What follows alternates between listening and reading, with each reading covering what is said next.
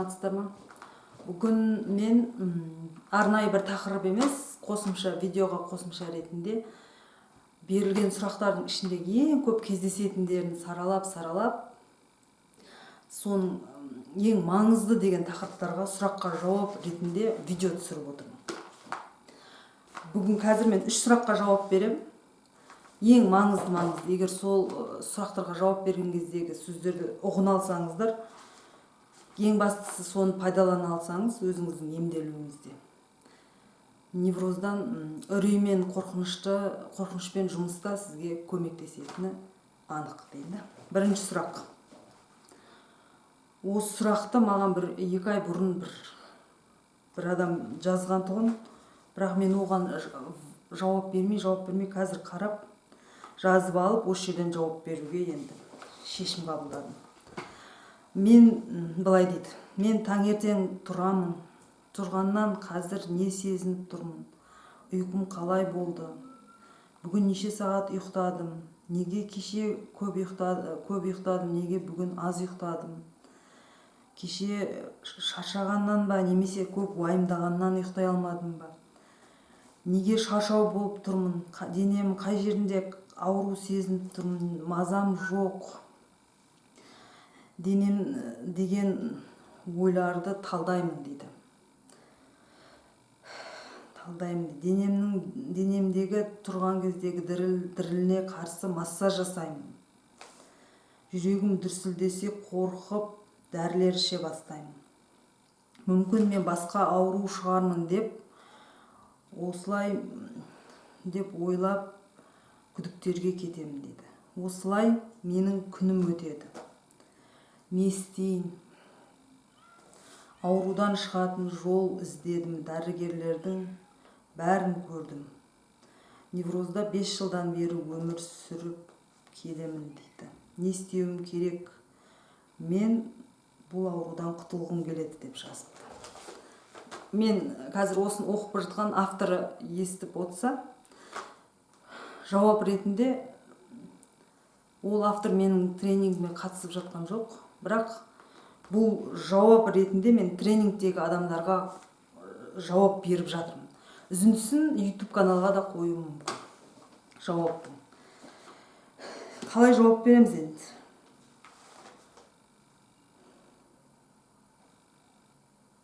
Құтылғым келеді дейді.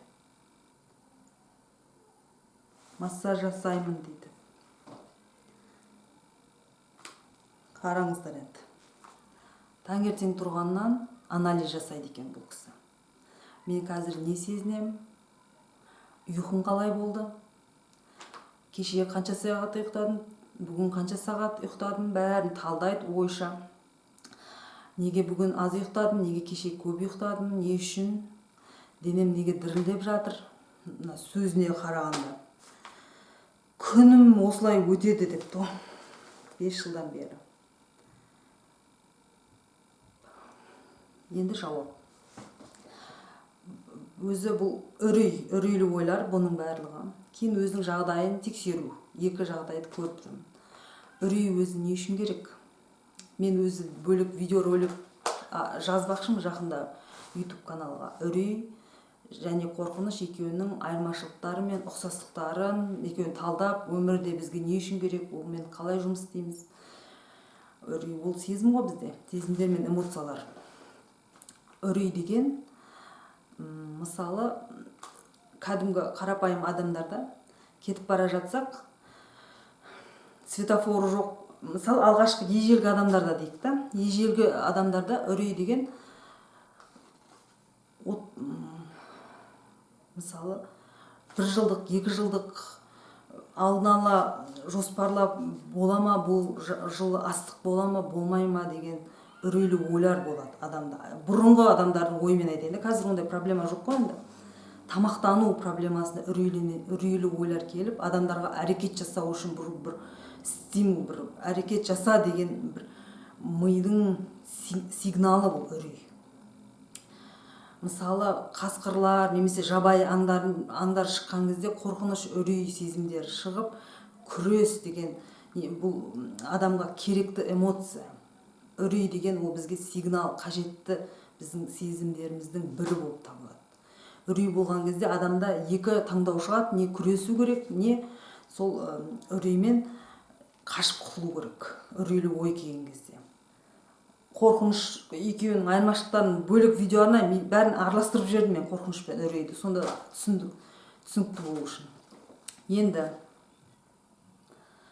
ал бізде қазір енді ондай орта емес қой. Мысалы, светофордан өтіп бара жатып, светофор жоқ жерден өтетін кезде үрейлі ой келеді бізге. Біз қазір машина қағып кетсе не болады екен деген. Осы үшін шешім қабылда деген бізге сигналда үрей дегеніміз. Ал невроз жағдайында үрей қалай? Невроз жағдайында адамның миының миндалина деген бөлік жауап береді үрей стресстік жағдайларға. Бір стресстік жағдай болған кезде миндалина бөлігі белсеніп гормон бөледі. Гормон бөлгеннен кейін сен не сол стрессте қашып, не сол болып жатқан үрейлі мәселені мен күресіп, жеңіп шығуың керексің. Сол үшін керек ол миндалина бөлігі.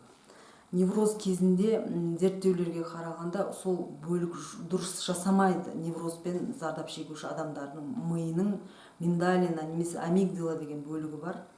Сол бөлігі дұрыс жұмыс жасай алмайды невроздағы адамдардың.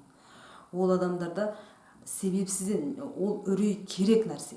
Біз кетіп бара жатқан кезде үрейлі ой келеді де, соған қарсы біз әрекет жасап проблемаларды шешеміз. Стресстік жағдайдан шығамыз. Үрей деген сол үшін керек, қорқыныш екеуі.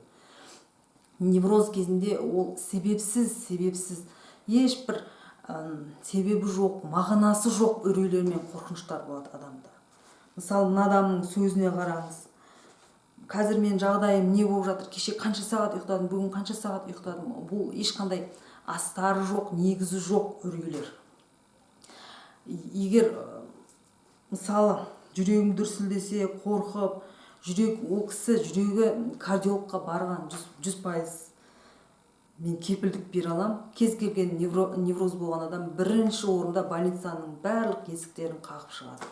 Өзінің жағдайының қорыққаннан соншалықты. Ол адам жүрегім дүрсілдесе, қорқып, дәрілер ішіп бастаймын дейді. Ол біледі жүрегінің сау екенін. Бірақ ол невроздағы адамның миының үрейге жауап беретін, мына үрей дұрыс, мына үрей дұрыс емес, мына үрей бізге қажетті деген бәрін сортировка талдайтын бөлігі жұмысын атқарамай жатыр өз дәрежесінде. Сол үшін осындай керексіз, ешқандай шындыққа жанаспайтын үрейлі ойларды күндіз түні басына картинка қылып, сезім, үрей мен қорқыныштарды сол адамға көрсетеді неврозда. Енді бұл кісі сондай жағдайда жүр. Ең бірінші мен невроздағы адамдарға айтатын ұсынысым осыны түсініп алу, ұғынып алу.